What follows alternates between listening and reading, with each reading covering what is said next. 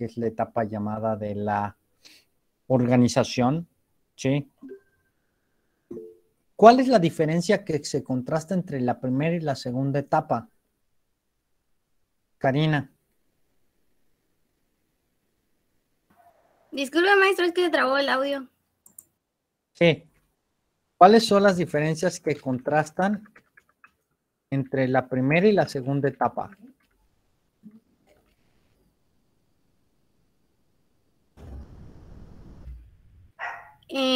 Pues en primer punto sería, por ejemplo, que los personajes principales ya pues, son diferentes. Por ejemplo, en la primera etapa está Miguel Hidalgo, si no me equivoco, y en la segunda está Morelos. En la primera se basa prácticamente como que cuestiones de lucha y todo, y ya en la otra parte es cuestión ya como de crear constituciones o cosas así, regímenes o cuestiones. Ok. Muy bien. ¿Emilio?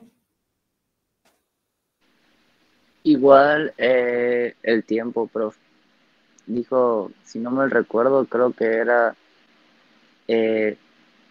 un año, el primer periodo, el segundo 3 y el último 7.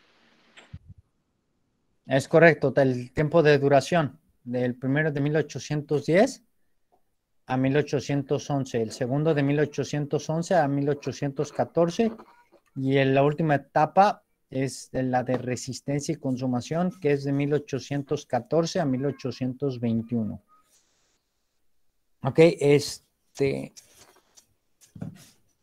correcto esto que dices, Emilio. Ahora, otra de las grandes diferencias es que la primera etapa era que se movían por instinto, ¿sí? Se movían según como ellos iban viendo que iban avanzando, pues decían, pues vamos por aquí, vámonos por allá. No tenían un camino, no tenían un rumbo fijo, no había una estrategia bien definida, no estaban organizados. Y también la primera parte se caracteriza por confrontamientos que iban a ser de manera descontrolada, que iban a dejar saqueos en la población. Veíamos cómo en los videos cómo entraban y saqueaban las haciendas. Y esto hacía que los mismos criollos fueran rechazando el movimiento.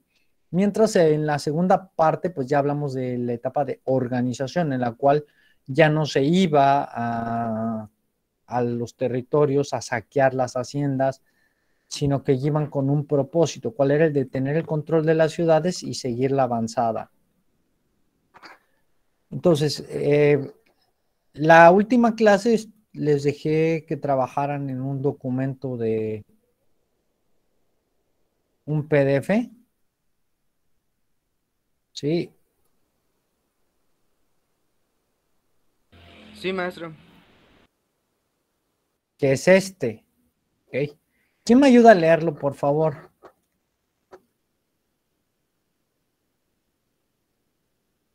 ¿Puedo, maestro? A ver, primero voy con Emanuel y después voy con Alejandra Maiku. Quienes fueron los que levantaron la mano primero. Leo Emanuel. el primero, ¿no? Sí, por favor. De eso, ok. 1. Coloca una palomita a las ideas relacionadas con la ilustración. Igualdad de derechos para todos los hombres, división de poderes legislativo, ejecutivo y judicial. Soberanía divina de los reyes, heredable a sus descendientes. Existencia de leyes únicas para todos los grupos sociales y privilegios privilegios a corporaciones civiles y religiosas. Ok. El primero, igualdad de derechos para todos los hombres. ¿Es una idea de la ilustración, Emanuel Burgos? Sí. Sí, correcto. Señorita, su turno.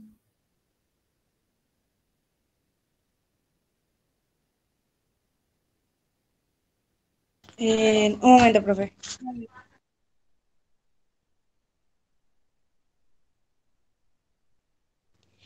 División de poderes legislativos, ejecutivos y judicial. ¿Es una idea no de la es. Ilustración? No. ¿No es? A ver, ¿alguien dice lo contrario?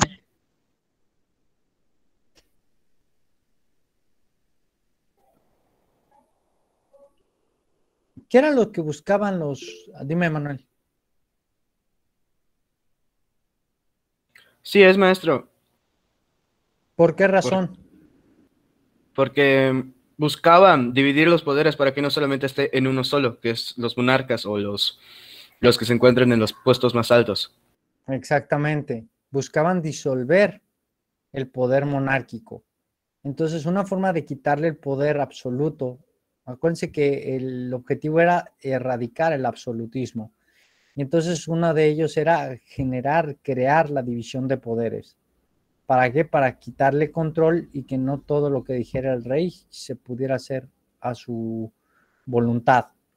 Entonces, la división de poderes es una aportación de la Ilustración. Karina.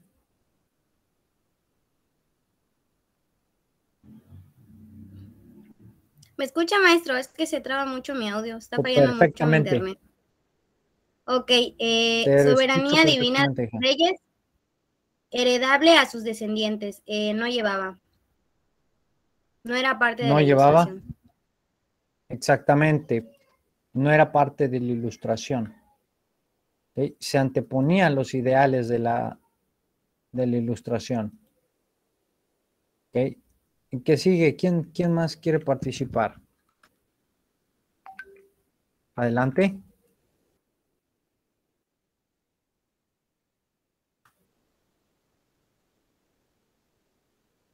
A ver, voy a tener que sacar mi lista. Alondra Fernández Parzachuk.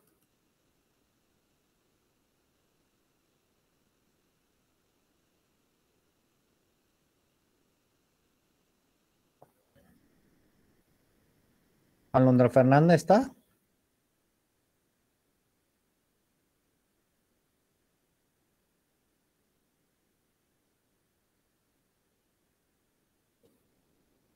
No está, bueno. Yari García Isaac. Creo que sí, a ver. Aquí, profe. A ver, Yari. Disculpe, no le escucho muy bien. La 3. Digo, la 4. ¿Qué dice la 4? ¿No la lees, por favor? La 4 de la 1, ¿no? De la de coloca las palomitas. Así es. Ay, no le alcanzo a leer. A ver, dice, existencia de leyes únicas para todos los grupos sociales. ¿Qué es? Palomita.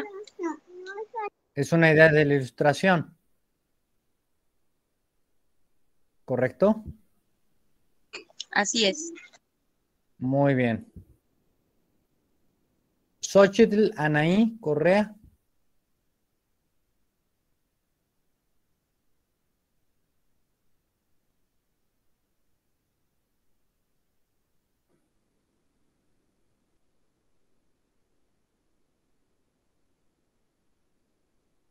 Xochitl Anaí Correa.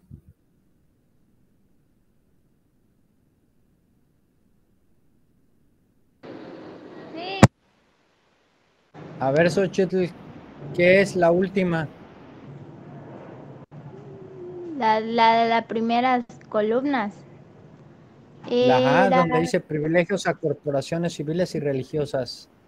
¿Es una tengo... idea relacionada con la Ilustración? Sí. Sí, profe. De hecho, ahorita lo voy a checar.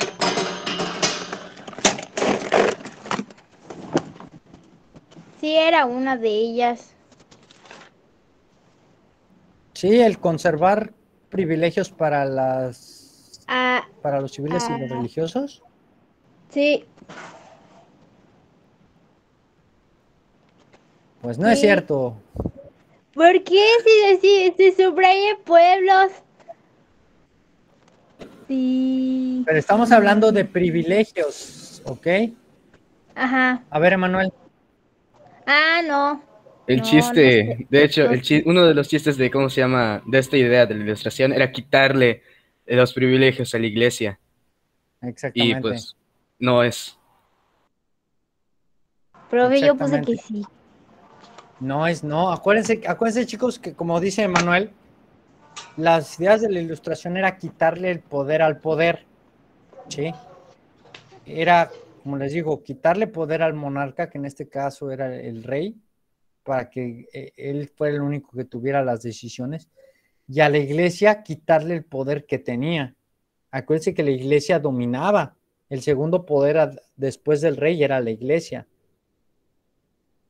Entonces, lo que hicieron fue quitar las ideas de los ilustrados, era decir, bueno, ¿y por qué no quitarle los privilegios a los religiosos, a los que están dentro de la iglesia y también a los civiles con poder? Es decir, que al final de cuentas, dentro de la ilustración, para que lo podamos entender, ellos promovían la igualdad entre todos y dentro de esta igualdad era que nadie podía tener privilegios.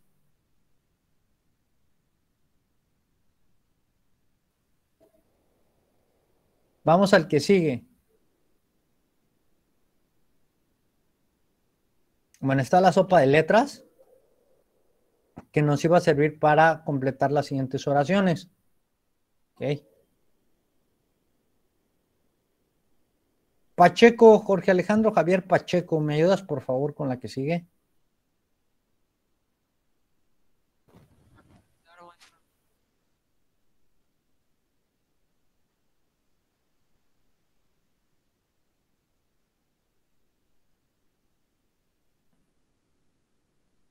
Bien, te escucho.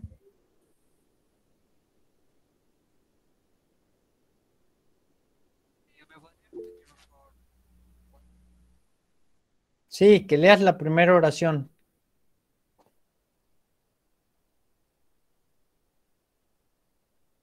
La que está debajo de la sopa de letras.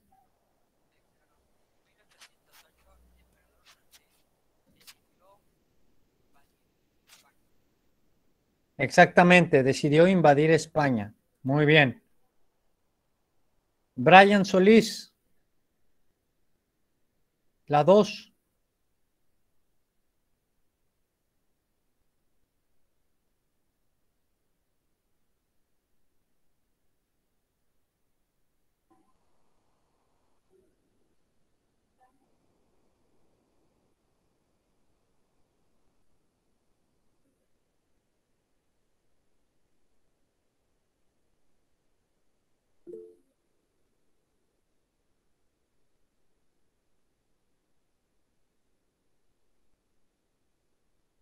A ver, Karina. Con lo que la familia real española aprisionada debió abdicar. Abdicar. ¿Qué es abdicar?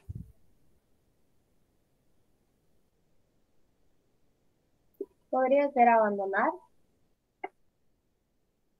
Abandonar, renunciar, dejar. Renuncian a su pensamiento. En este caso, renunciar a la corona.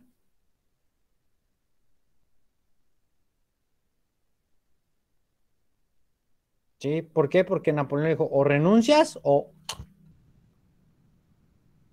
Entonces, ¿qué dijeron? No, pues renunciamos.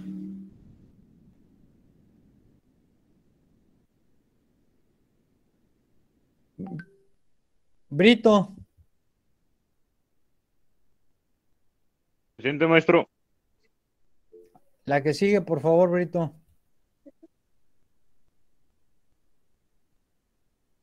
Ok. La familia real No, español esa ya la dijeron. debió de... Ah, no, no, no, ¿verdad? Esa ya la dijeron. Mm, La que está abajo. ok. No sé si está bien, pero yo puse... Cuando las noticias llegaron al reinato, muchos novohispanos sostuvieron que la conspiración había regresado a los pueblos. No sé si está bien. Ok. ¿Alguien tiene otra? Yo puse soberanía. La soberanía, exactamente, la soberanía había regresado a los pueblos. Ok. Y ahora sí, de ahí que algunos organizaron una, a ver, Ashley. De ahí que algunos organizaron una soberanía para evitar ser gobernados por una monarca de origen francés.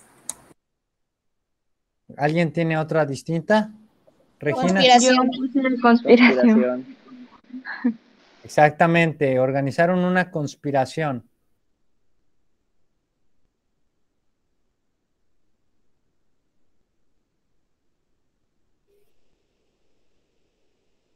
Y ya la última parte, sí, hablamos de causas internas y causas externas que provocaron la independencia de México. Causas externas. Keila. Yo puse la independencia de Estados Unidos de América y la Revolución Francesa. Ok, ¿y qué otro? Yamili. De externas yo puse la independencia de Estados Unidos y el nombramiento de José Bonaparte. E internas puse el descontento criollo. Espérame. Bueno, ya dijiste el descontento. Ajá. Perdón. ¿Y qué otro? Y el excesivo cobro de impuestos. Exactamente, ¿no? Lo que nos dijo su compañera. Ok, excesivo cobro de impuestos y préstamos forzosos y descontento criollo ante la preeminencia de los peninsulares. Esas fueron las internas y las externas. Pues tenemos la independencia de Estados Unidos, la Revolución Francesa y el nombramiento de José Bonaparte como rey de España. Okay, entonces, esta es parte del primer ejercicio que realizaron. Ok, bueno. Ahora, vamos a continuar con la tercera etapa de la independencia.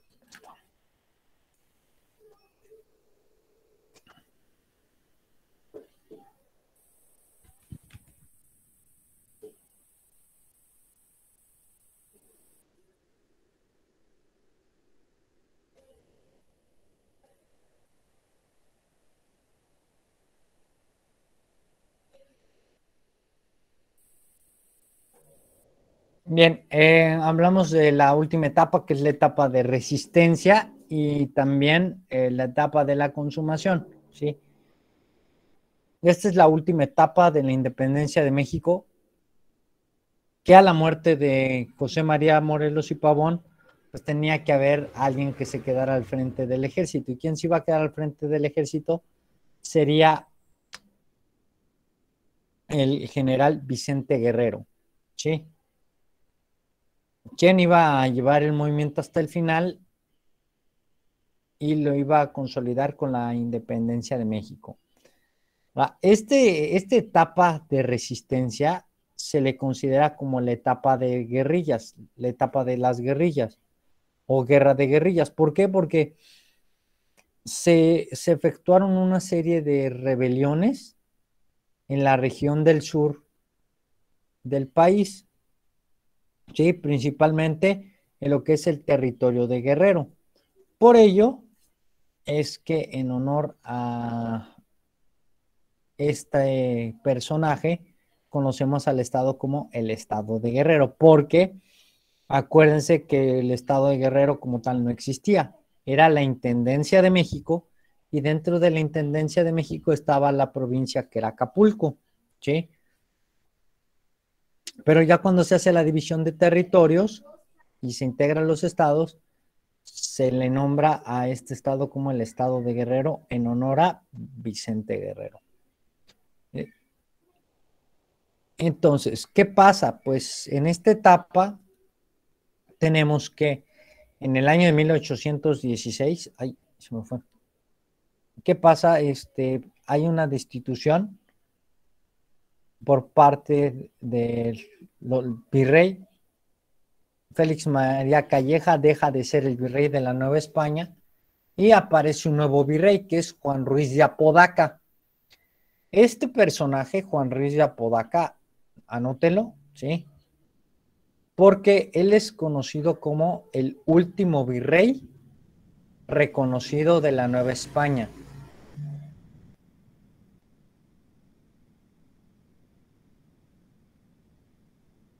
Para 1817 va a llegar a Tamaulipas, al territorio de Soto la Marina, un español del cual la historia casi no nos habla mucho porque fue muy importante. Se llama Francisco Javier Mina. Este personaje, este español, chequen,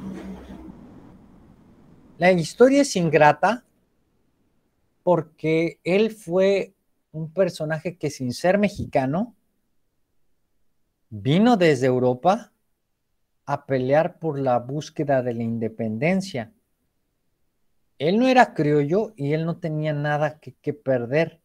Él era un español peninsular que vino desde Europa para apoyar a las fuerzas insurgentes a lograr la independencia. Francisco Javier Mina, a través del movimiento de la Ilustración y a través de los conocimientos que habían dejado los jesuitas, empieza a empaparse de todo lo que sucedía en América y empezaba a ver las injusticias, empezaba a ver el trato que se les daba a los criollos, a los indígenas, y entonces él cuando ve que está el movimiento de independencia en su apogeo, él agarra y dice, no, pues me voy a embarcar con mi gente y nos vamos a ir a la mar y vamos a llegar a América y vamos a ponernos en manos de los insurgentes, nos vamos a poner al servicio de los insurgentes. Y así fue. Francisco Javier Mina se puso al servicio de los insurgentes y combatió a las fuerzas enemigas. Pero ¿qué pasó con Francisco Javier Mina? Pues lo que ha pasado con muchos héroes de la historia, ¿no? Que son olvidados porque no llegaron a trascender dentro del movimiento independentista.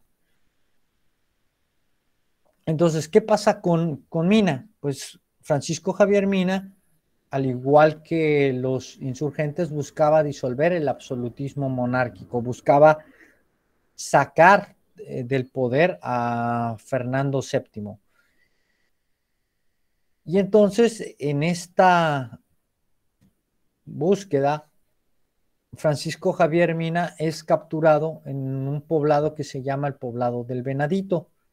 Y ahí es fusilado el 11 de noviembre de 1817, cerca de Pénjamo, ¿okay? En Guanajuato. Durante este tiempo se dio un impulso a la lucha insurgente. Era una época, como les digo, en donde no pasaba nada, donde tanto realistas como insurgentes se enfrentaban, pero ninguno avanzaba y no mostraban indicios de un cambio. Entonces, la llegada de Mina lo que hace es que vuelve a incendiar la chispa, vuelve a hacer que naciera la lucha y la causa independentista. ¿Okay? ¿Quién es Francisco Javier Mina? Bueno, vamos a ver un pequeño video para que conozcamos un poco más acerca de este personaje que, como les indico, perdón.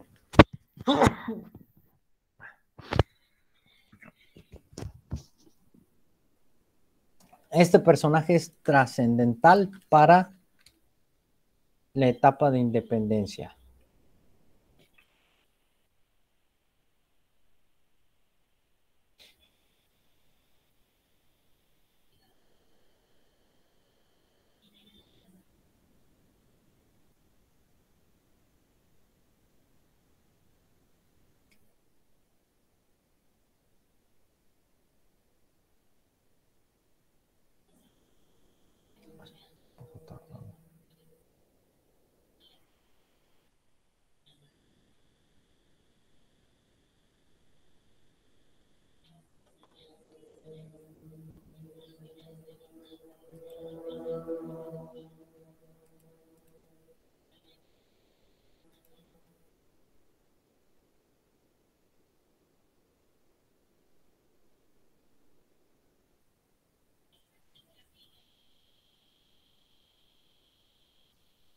Pido una disculpa, está muy lento el internet. No, así que no soy yo. Es el internet que está muy lento.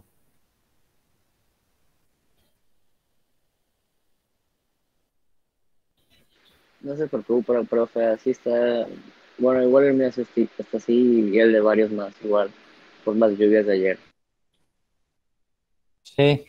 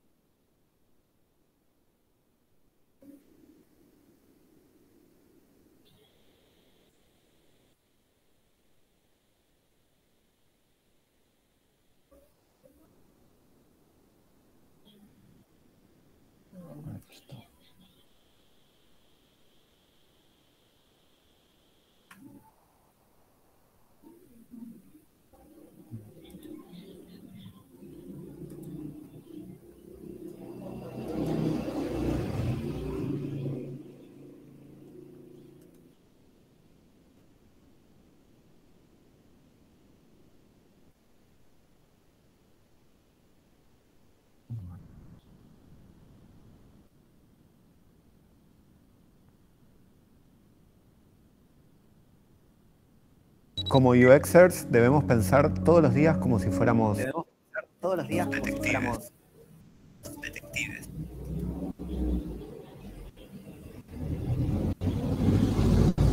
Saludos a todos. Antes de comenzar con el video, queremos invitarte a que te suscribas a nuestro canal para más trabajos. La independencia de México es un suceso de capital importancia incluso en nuestros días. Muchos consideran al cura Miguel Hidalgo o a José María Morelos como los padres de la patria. En un extremo opuesto, hay quienes le otorgan ese papel a Agustín de Iturbide. Sin embargo, hubo muchos implicados en la gesta armada iniciada en 1810, y uno de ellos atravesó el océano y ofreció su vida por un país que no era el suyo. En esta ocasión, Gallo Sócrates te presenta Javier Mina, el insurgente español. Nacido el 1 de julio de 1789, Martín Javier Minas. Dígame, señorita. Se escucha doble vez el audio, entonces no se puede lograr escuchar bien. Antes de comenzar con el video, queremos invitarte a que te suscribas a nuestro canal para más trabajos. La independencia de México es un suceso de capital importancia incluso en nuestros días. Muchos consideran al cura Miguel Hidalgo o a José María Morelos como los padres de la patria. En un extremo opuesto, hay quienes le otorgan ese papel a Agustín de Iturbide. Sin embargo, hubo muchos implicados en la gesta armada iniciada en 1810, y uno de ellos atravesó el océano y ofreció su vida por un país que no era el suyo. En esta ocasión, Gallo Sócrates te presenta Javier Mina, el insurgente español. Nacido el 1 de julio de 1789, Martín Javier Mina se crió entre labradores. Así es, su nombre era Martín Javier y no Francisco Javier como suele creerse. En 1808, mientras llevaba a cabo sus estudios de jurisprudencia en la Universidad de Zaragoza, fue testigo de cómo las tropas francesas invadieron su patria. Lejos, en Madrid, hubo un levantamiento armado y Javier dejó a un lado los libros para tomar las armas. Siendo un joven de 19 años, Javier ya era considerado uno de los principales líderes en la lucha contra la Francia de Napoleón, pero las tropas invasoras, con mayor capacidad militar, acabaron poniendo fin a las escaramuzas de nuestro joven protagonista. Es curioso, pues fue apresado, mas no condenado a la pena de muerte. Debido a su valor e inteligencia, se ganó la admiración de sus propios enemigos, quienes lo apodaban el Príncipe. Lo mantuvieron aislado hasta 1814, una vez que Napoleón fue vencido por los aliados. Durante ese tiempo, Javier se acercó a la ideología liberal. Ya libre, se llevó la desafortunada sorpresa de que España, su país, no era para nada el lugar que había anhelado, pues Fernando VII, ya de vuelta en el trono, optó por el absolutismo y desconoció la Constitución de Cádiz, iniciando una cacería contra cualquiera con ideas liberales que pudiese ser una amenaza para su gobierno. Javier, contando con el apoyo de su pueblo, se pronunció en contra del monarca español y atacó Pamplona. Lamentablemente, el poderío militar al servicio de Fernando VII se impuso y el joven abandonó su amado país. Llegó hasta Londres, que era un paraíso para los conspiradores, donde se encontró con varios exiliados americanos, uno de ellos el doctor Servando Teresa de Mier, quien le contó al joven del movimiento armado comenzado en Dolores en el año de 1810 y que en esos momentos era comandado por el generalísimo José María Morelos. Muchos patriotas españoles y americanos, todos ellos exiliados, decidieron partir hacia una nueva empresa.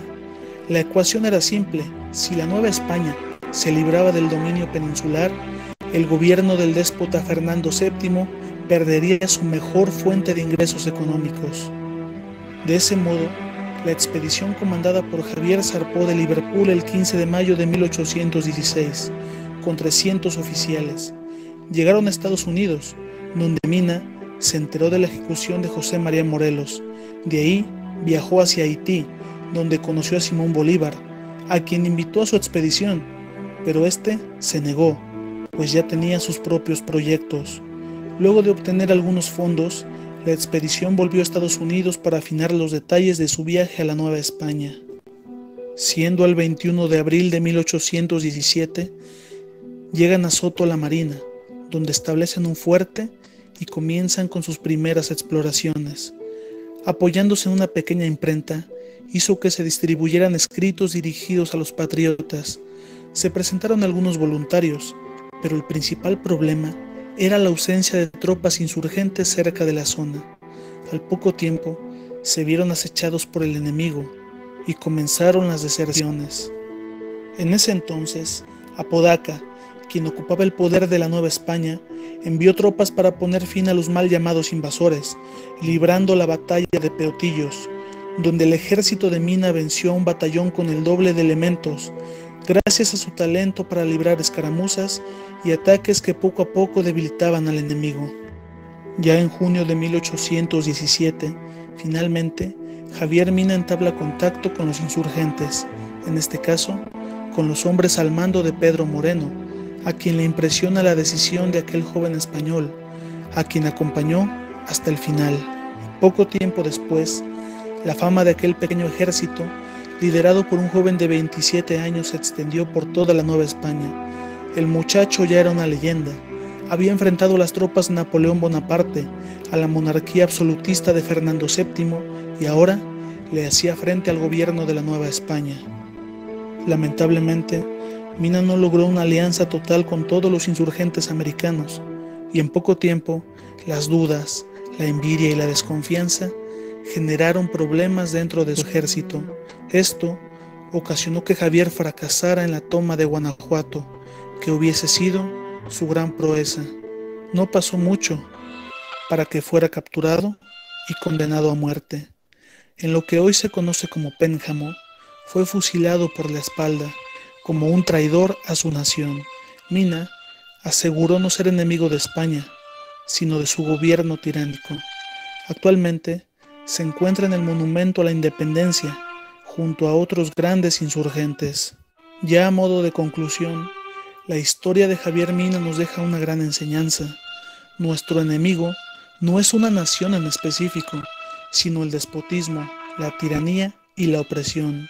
Y estos males no distinguen entre un país y otro. De ese modo llegamos al final de este video. Si te gustó, danos un like y suscríbete para más trabajos. Subimos videos de historia de México.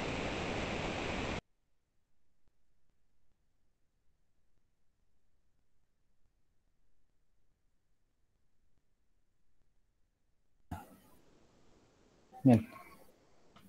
Pues esta es la figura del personaje de Javier Mina, ¿sí? Que, como le digo, participó dentro de esta etapa llamada resistencia en la independencia y que, como le digo, se encargó de reavivar la lucha independentista.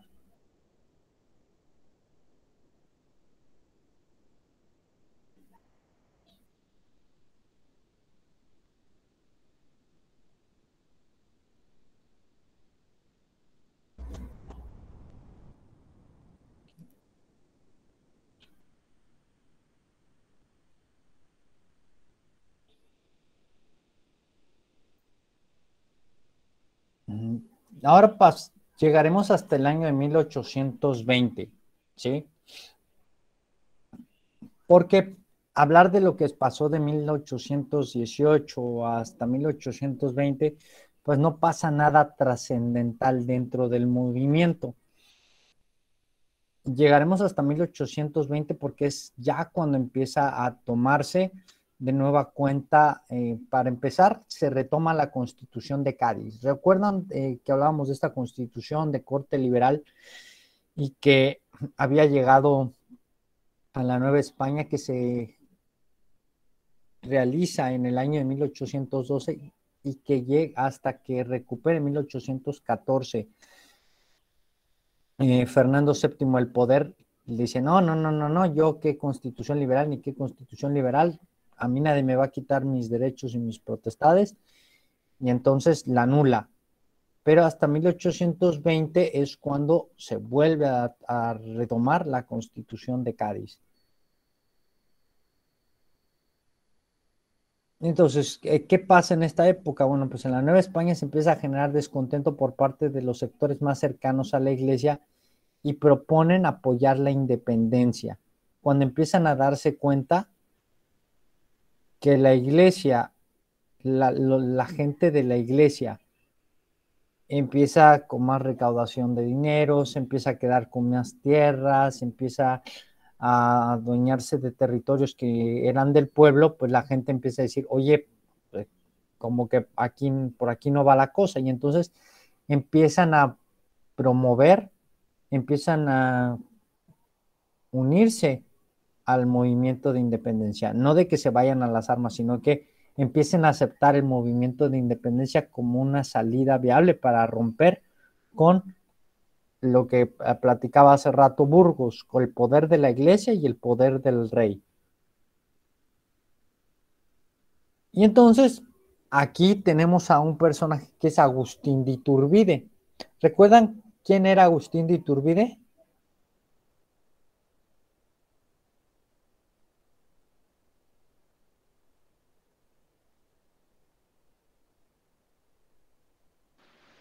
Estoy entre dos, emperador o dictador. Era un militar político. Emperador, fue emperador, pero no llegamos todavía a esa etapa, Emilio. ¿Qué había hecho hasta esta etapa? ¿Cuál era su función de Iturbide al frente del ejército realista?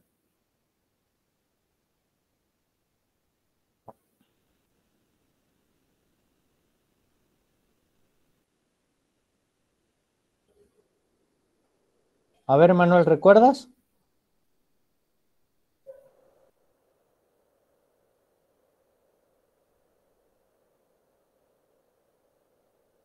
Bueno.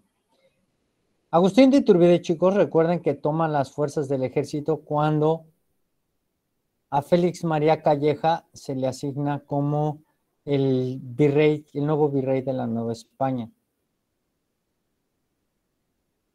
Iturbide es el que iba a tomar el ejército español, pero entonces al darse cuenta Iturbide de que el movimiento de independencia no era tan mala idea,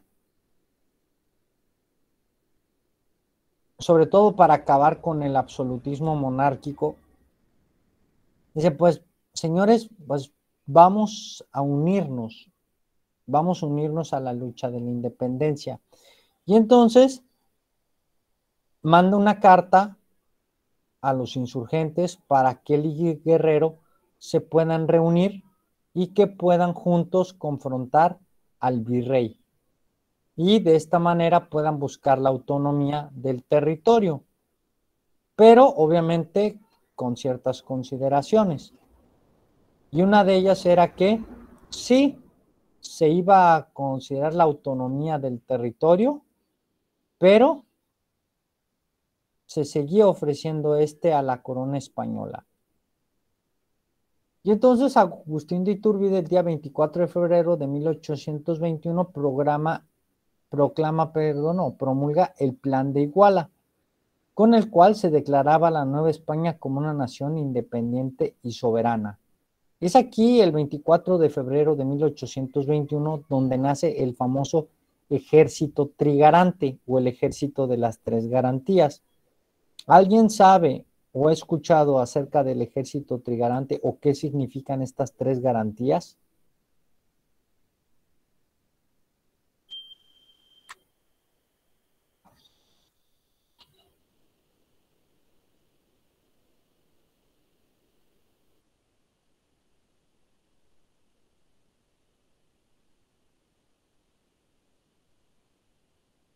Nada, profe.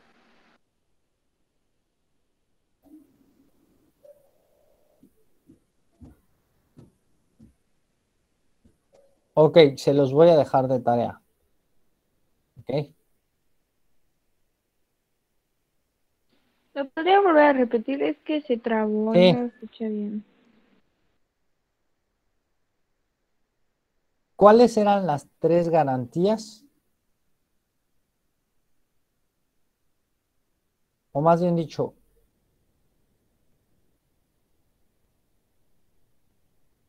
¿qué representaban las tres garantías del Ejército Trigarante?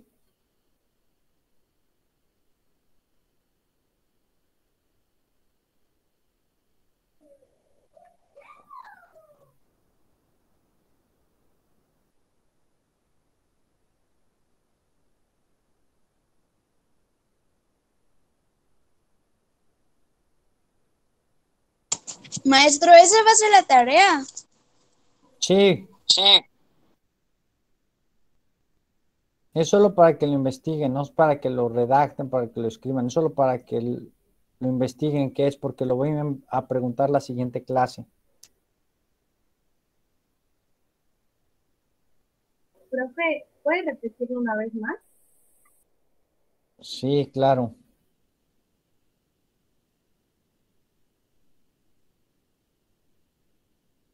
¿Cuáles son las tres garantías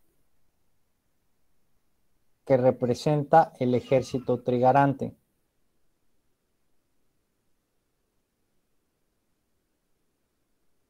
Gracias.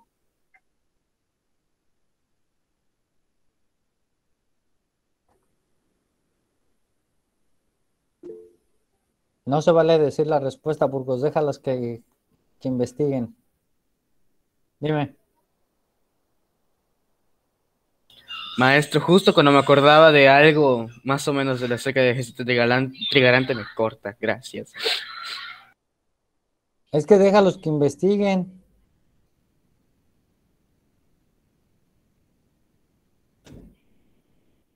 Yo se los podría decir, pero el chiste es que lo investiguen. ¿Es para la próxima clase? Es para la próxima sesión porque lo voy a preguntar. Ah, ok. Que había investigado.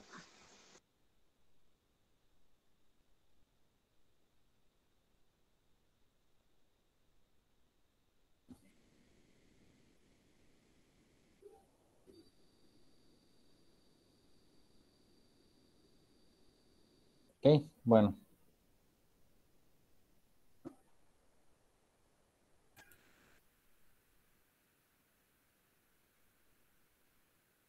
Investiguen, por favor, acerca de las tres garantías y qué fue el Ejército Trigarante.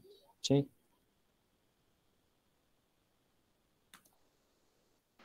Sí, profe. Bien, por mi parte es todo. Voy a pasar nada más lista.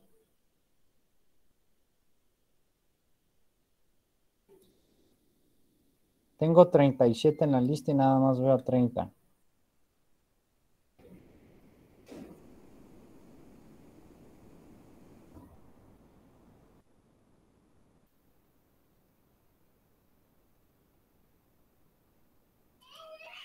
Bueno. Bien. Por mi parte es todo, chicos. Se pueden retirar. Que tengan un excelente día. Cuídense.